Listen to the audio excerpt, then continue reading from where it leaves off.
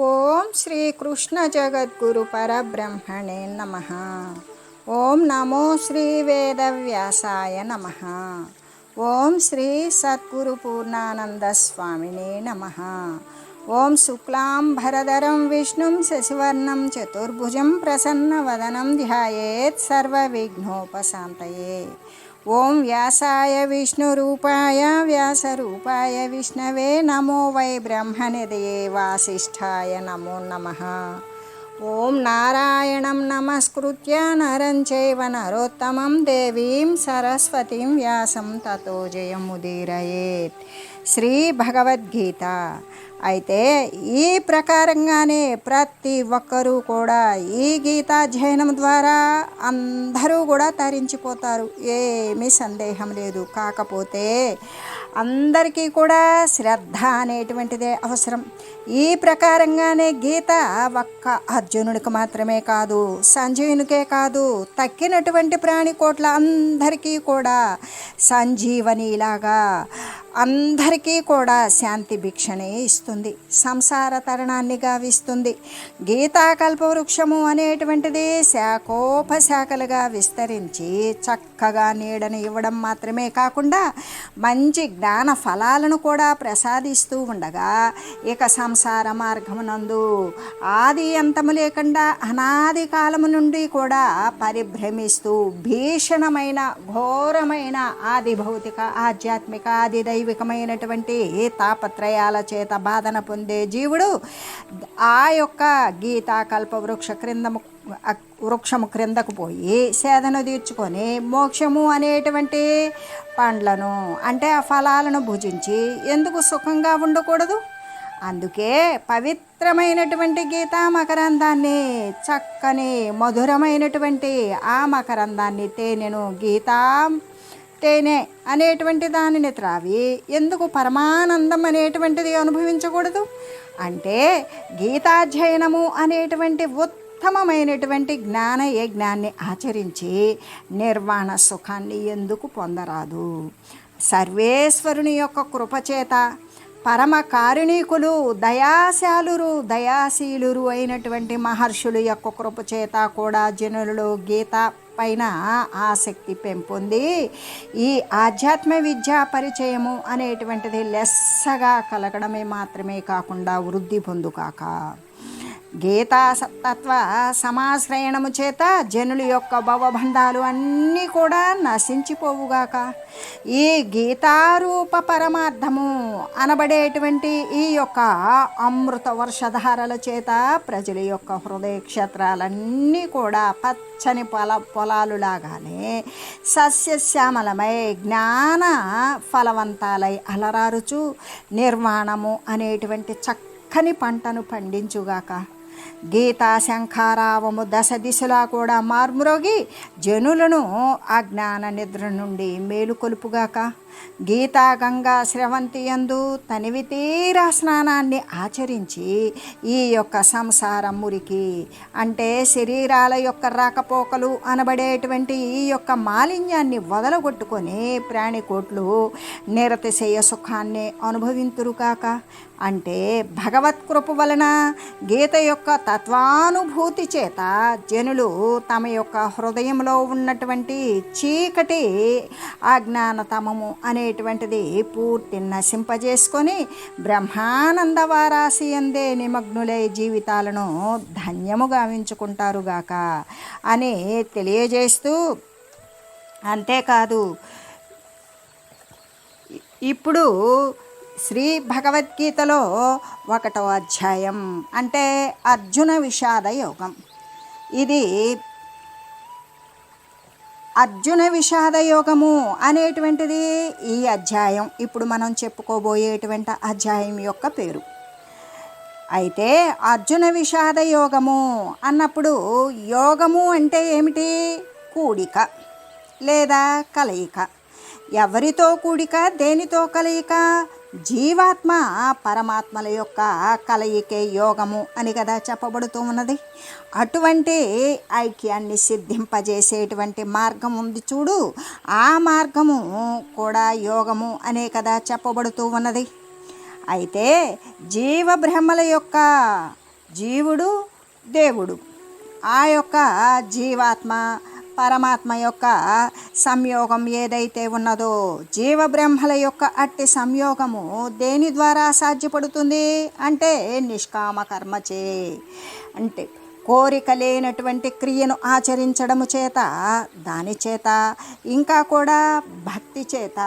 అసలు భక్తి అంటే ఎవరికైతే అత్యంత నమ్మకంతో కూడుకొని విశ్వాసముతో, మరి స్థిరమైనటువంటి విశ్వాసముతో ఉండి వినయము కలిగి ఉండేటువంటి తత్వమే భక్తి. అలాగే నిష్కామ కర్మచే కానీ, భక్తిచే కానీ, ధ్యానముచే కానీ. ధ్యానము అంటే ఆత్మ సంయమము. ఈ యొక్క ఆత్మ సంయమము అనేటువంటిది ఏ విధంగా, వాడు ఈ యొక్క దృశ్యమాన వస్తువులు అన్నింటినీ కూడా అబద్ధము అని, మిథ్యాత్మ వస్తువులు అని భావించడమే కాదు, ఆ నిర్ణయం పట్ల స్థిరపడి పరమాత్మ తత్వాన్ని అనుసరిస్తూ ధ్యానిస్తూ ఉండడమే ఇక్కడ ధ్యానము.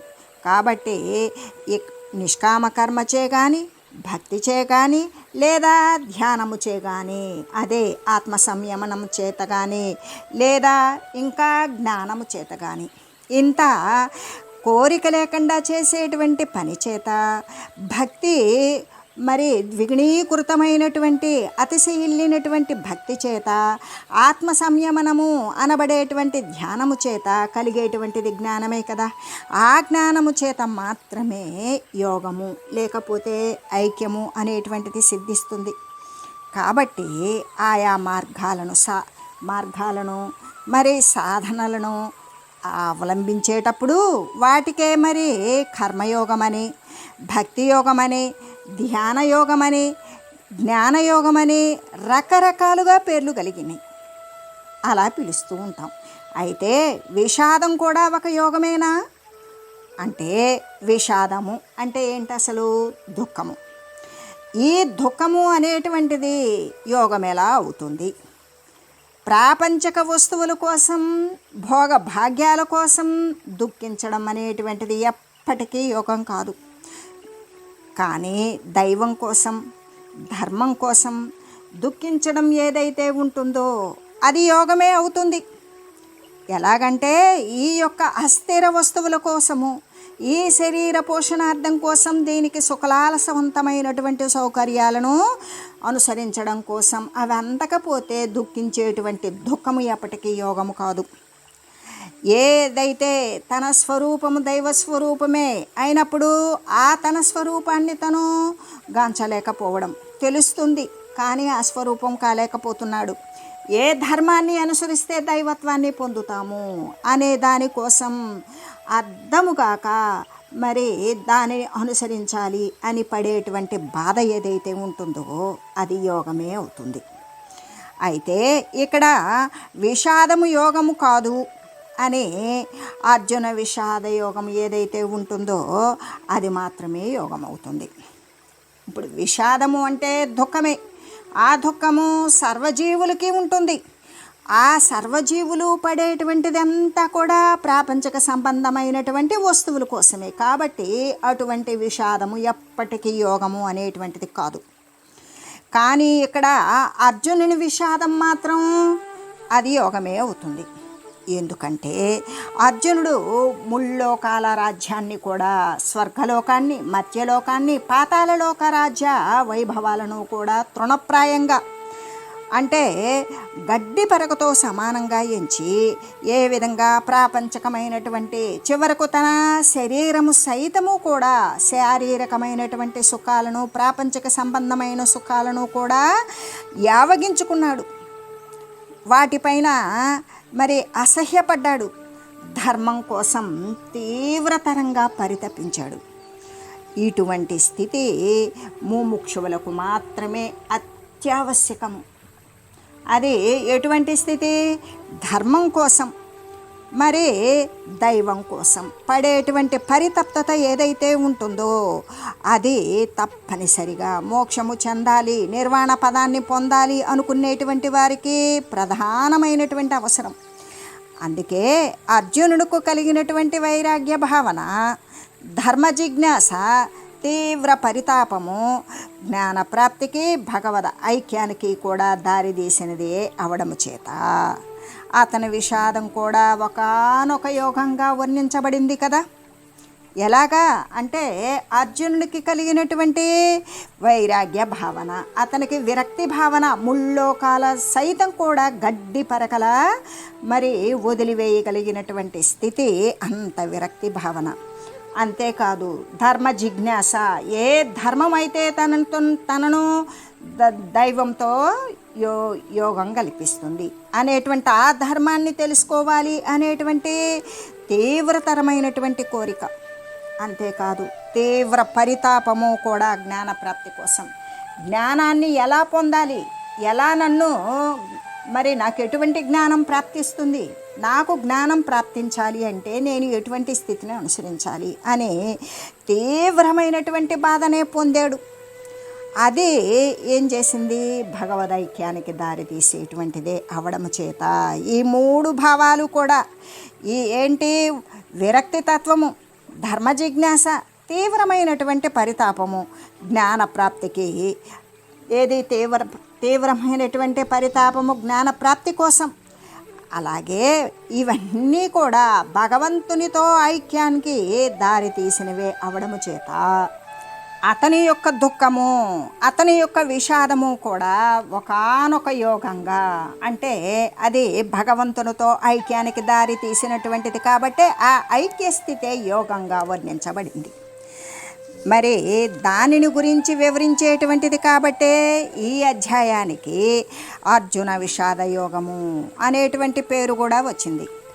అయితే మనకి మనం ఈ విషయాన్ని గురించి ఒకంత తెలుసుకోవాలి. ఏంటది అంటే పూర్వచరిత్రతో ఈ అధ్యాయానికి కలిగినటువంటి సంబంధం. పూర్వచరిత్ర అంటే మహాభారత యుద్ధం అనేటువంటిది ప్రారంభమైంది కదా. అప్పటికే 10 రోజులు గడిచిపోయింది. మహాభారత యుద్ధం ప్రారంభమై 10 రోజులు గడిచింది. ఆ 10 రోజులు కూడా ద్రోణాచార్యుడే ఉన్నాడు. ఎక్కడ? సర్వసైన్య దక్షుడుగా ఆయన పడిపోయాడు. తర్వాత భీష్ముడు రణరంగంలోకి వచ్చాడు, ఆయన కూడా పడిపోయాడు. ఆ వృత్తాంతము వెంటనే సంజయుడు ఏం చేశాడంటే ధృతరాష్ట్రునికి ఎరిగించాడు. సంజయుడు అంటే ధృతరాష్ట్రుని దగ్గర ఉన్నటువంటి సహాయకారి. ఆయన ఏం చేశాడు, మహాభారత యుద్ధం ప్రారంభమై 10 రోజులు గడిచిన తర్వాత ద్రోణాచార్యుడు, భీష్ముడు కూడా రణరంగంలో కూలిపోయారు. అలా కూలిపోగానే ఆ యొక్క వృత్తాంతాన్ని వెంటనే సంజయుడు ధృతరాష్ట్రునికి తెలియజేశాడు. అతడు రకరకాలుగా పలు విధాలుగా శోకించాడు. అసలు అప్పుడు ధృతరాష్ట్రుడు ఏమడిగాడంటే, యుద్ధం మొదలుపెట్టింది లగాయుతూ కూడా, అంటే యుద్ధం ప్రారంభించింది మొదలు ఇప్పటి వరకు కూడా జరిగినటువంటి వృత్తాంతమంతా కూడా తెలుపు అని సంజయుడిని కోరాడు ధృతరాష్ట్రుడు. అంతటా కూడా సంజయుడు ఏం చేశాడు అంటే, ఎప్పుడైతే ధృతరాష్ట్రుడు అలా కోరాడో అప్పుడు సంజయుడు 2 పక్షాల వైపు ఉన్నటువంటి సైనికులంతా కూడా, అంటే కౌరవ పక్షం వారు మరి పాండవ పక్షం వారు, ఈ ఇరుపక్షాల యందలి సైనికులు కూడా యుద్ధ సన్నద్ధులై ఎలా ఉన్నారు, ఆ రణక్షేత్రంలో అంటే యుద్ధ భూమి అందు ఉన్నప్పుడు శ్రీకృష్ణ పరమాత్మ అర్జునునికి జ్ఞానోపదేశము చేయుట మొదలైనటువంటి విషయాలు అన్నింటినీ కూడా వివరంగా ధృతరాష్ట్రునికి తెలియజేశాడు. అదే కదా ఈ గీతాశాస్త్రము అని చెబుతూ యుద్ధాన్ని గురించినటువంటి ధృతరాష్ట్రుడు సంజయుడిని ఈ విధంగా ప్రశ్నిస్తూ ఉన్నాడు. మొట్టమొదట అసలు ఈ యొక్క గీత ప్రారంభించడమే ఎవరికైతే అజ్ఞానముతో నిండిపోయినటువంటి వారికి జ్ఞానము అనే చక్షువు తెరవబడుతుంది అనే అర్థాన్ని స్ఫురించే నిమిత్తం గ్రుడ్డివాడైనటువంటి ధృతరాష్ట్రుడు ప్రారంభ శ్లోకం అనేటువంటిది ధృతరాష్ట్రునితోనే ప్రారంభమైంది ఈ గీత యొక్క శాస్త్రమునందు. అలాగే విషాదముతోనే ప్రారంభమైంది. ఎవరిది? అర్జునుని యొక్క విషాదము భగవంతుని యొక్క ఐక్యానికి దారితీసే విధంగా ఉన్నది. కాబట్టి విషాదముతో ప్రారంభమై గ్రుడ్డివానితో ప్రారంభమైనటువంటి ఈ గీత పరిపూర్ణమైనటువంటి జ్ఞాన చక్షువులను మరి తెరిపింపజేసి మోక్ష మార్గంలో నడిపింపజేసేటువంటిదే ఈ యొక్క గీత అధ్యయనము అని తెలియజేస్తూ ఇక సంజయునితో ధృతరాష్ట్రుడు ఏమని అడుగుతూ ఉన్నాడు అంటే, ధర్మక్షేత్రే కురుక్షేత్రే సమవేతాయుయుష్వః మామకాః పాండవాశ్చైవ కిమకుర్వత సంజయ. ఓ సంజయ, ధృతరాష్ట్రుడు పలుకుతూ ఉన్నాడు, ఓ సంజయ, నా వారలైనటువంటి దుర్యోధనాదులు, పాండుపుత్రులైనటువంటి ధర్మరాజు అతని యొక్క అనుయాయులు, వీరిద్దరూ కూడా దుర్యోధనాదులు, ధర్మరాజు మొదలైనటువంటి అనుసరణీయులు, వీరంతా కూడా యుద్ధం చేయటానికి కుతూహలంతో పుణ్యభూమి అయినటువంటి కురుక్షేత్రాన్ని చేరారు కదా. చేరి ఏమి చేశారు అనేటువంటి విషయాన్ని గురించి ధృతరాష్ట్రుడు అడిగాడు సంజయుణ్ణి. అంటే ధర్మక్షేత్రే అన్నప్పుడు అసలు ఏ యొక్క శబ్దం చేత ఈ గీత అనేటువంటిది ప్రారంభమైనది?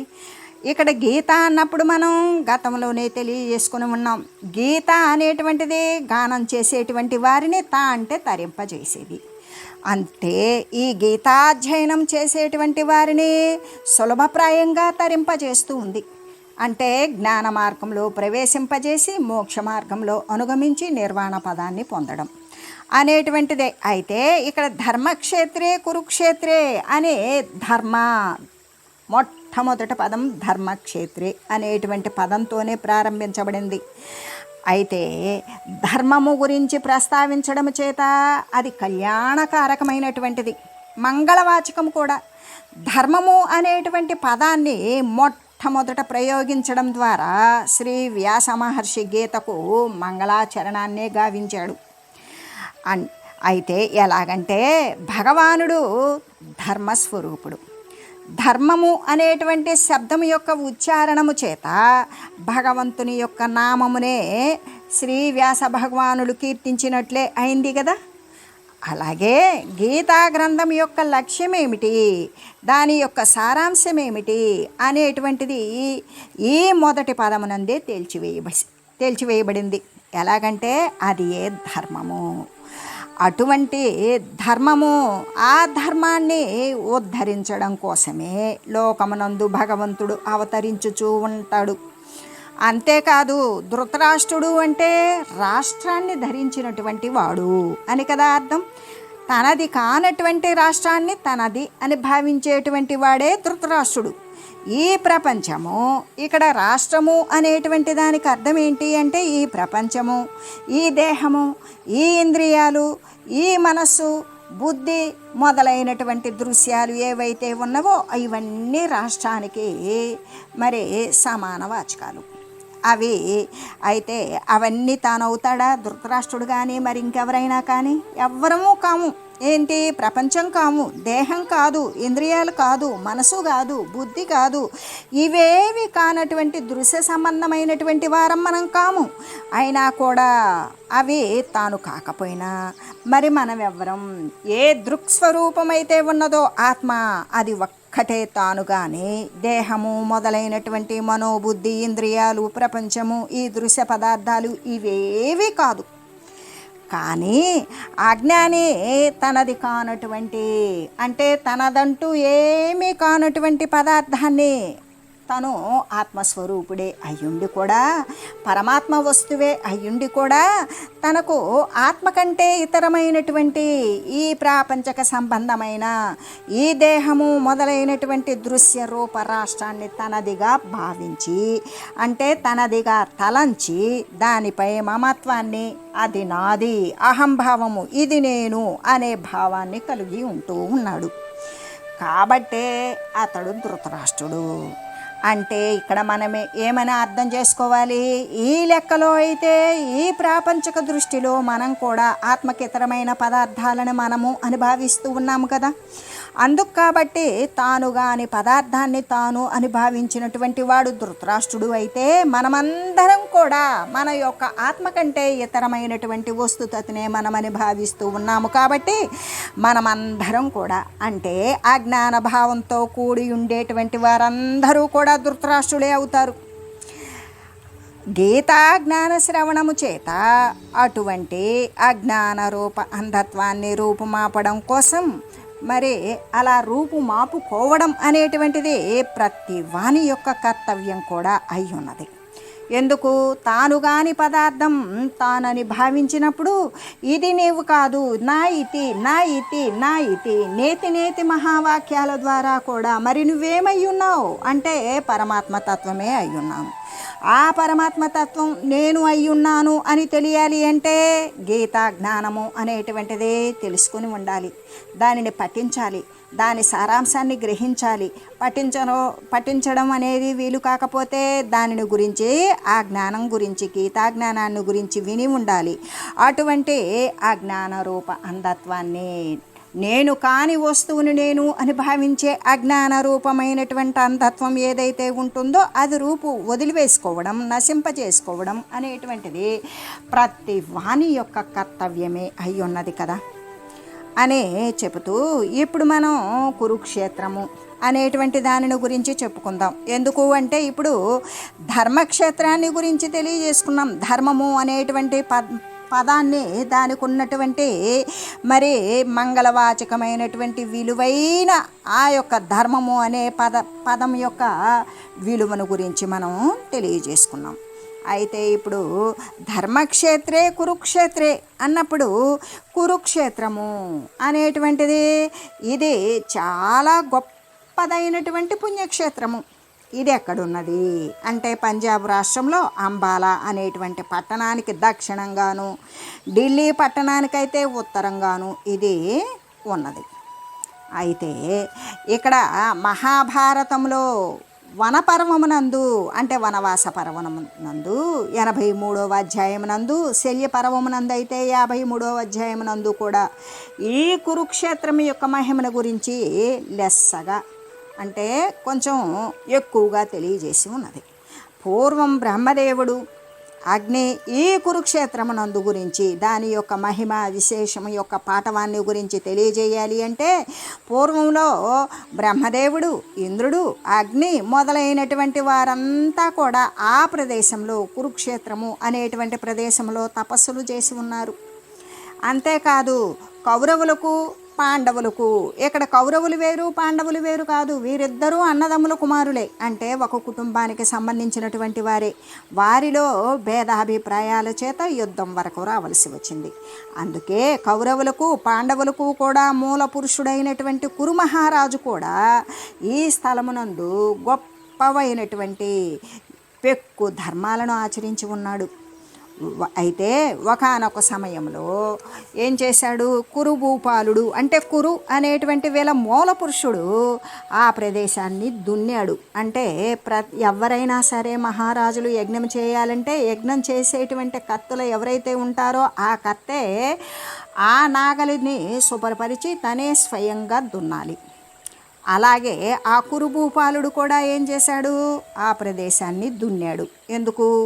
అక్కడ ఏదో యజ్ఞాలు చేయాలి, అనేక ధర్మాలు ఆచరించి ఉన్నాడు. ఈ విధంగా కురుభూపాలుడు ఆ ప్రదేశాన్ని దున్నడం చేత, దానికి ఆ భూమిని దున్నడం చేత దానిని కురువు దున్నినటువంటి యజ్ఞాలు ఆచరించినటువంటి క్షేత్రం కాబట్టి దీనికి కురుక్షేత్రము అనేటువంటి పేరు కూడా వచ్చింది. అయితే ఆ కురుక్షేత్రమునందు అంటే ఆ కురుక్షేత్ర ప్రదేశమునందు ఎవరైతే తపస్సు చేస్తారో వారికి తపస్సు అనేటువంటిది సత్వరమైనటువంటి ఫలసిద్ధిని పొందిస్తుంది. ఇంకా ఎవరు మృతిని చెందుతారో, ఒకవేళ ఆ కురుక్షేత్ర ప్రదేశమునందు ఎవరైతే శరీరాన్ని వదులుతారో వారు ఉత్తమ లోకాలకు వెళతారు అని ఇంద్రుడు కురు మహారాజునికి వరం కూడా ఇచ్చి ఉన్నాడు. అంటే అక్కడ చనిపోయేటువంటి వారు ప్రతి ఒక్కరూ కూడా ఉత్తమమైన లోకాలకే వెళ్ళి సుఖాలను అనుభవిస్తారు. అయితే పూర్వము పరశురాముడు కూడా అంటే జమదగ్ని మహర్షి యొక్క కుమారుడు కూడా అక్కడే జమదగ్ని చనిపోయినప్పుడు పితృతర్పణాన్ని కురుక్షేత్రంలోనే గావించాడు. ఎందరో మహనీయులు ఆ స్థలమునందు పెక్కు ధర్మకార్యాలను ఆచరించి ఉన్నారు. కాబట్టి అది ధర్మక్షేత్రము అని పేర్కొనబడింది. అందుకే ఏమని చెప్పబడింది? ధర్మక్షేత్రే కురుక్షేత్రే. ఆ ధర్మక్షేత్రమైనటువంటిది కురుక్షేత్రము, ఆ కురుక్షేత్రము ధర్మక్షేత్రము అని పిలువబడింది. అయితే అటువంటి ధర్మక్షేత్రమునందు ప్రవేశించడం వలన దాని యొక్క ప్రభావము చేత అంటే ఆ ధర్మక్షేత్రమైనటువంటి కురుక్షేత్రము యొక్క ప్రభావము చేత తన కుమారులైనటువంటి దుర్యోధనాదులు యొక్క మనసులో దయ మొదలైనటువంటి మంచి గుణాలు ఏమన్నా ఉదయించినాయేమో అని ధృతరాష్ట్రునికి ఒకంత ఆశ కలిగింది. అంతేకాదు సహజంగానే మంచివారైనటువంటి అహింస గుణాలతో అహింస మొదలైనటువంటి సద్గుణాలు కలిగినటువంటి ఈ ధర్మరాజులు కూడా ఇంకా సద్గుణాలు పెళ్ళుబికి ఎవరిలో మంచి కలిగినప్పటికీ కూడా యుద్ధాన్ని విరమణం అనేటువంటి దానిని గురించిన సంకల్పాలు ఏవైనా వారి యందు ఉదయించి ఉండవచ్చునేమో అనేటువంటి అనుమానము చేత ధృతరాష్ట్రుడు ఏమని అడిగాడు?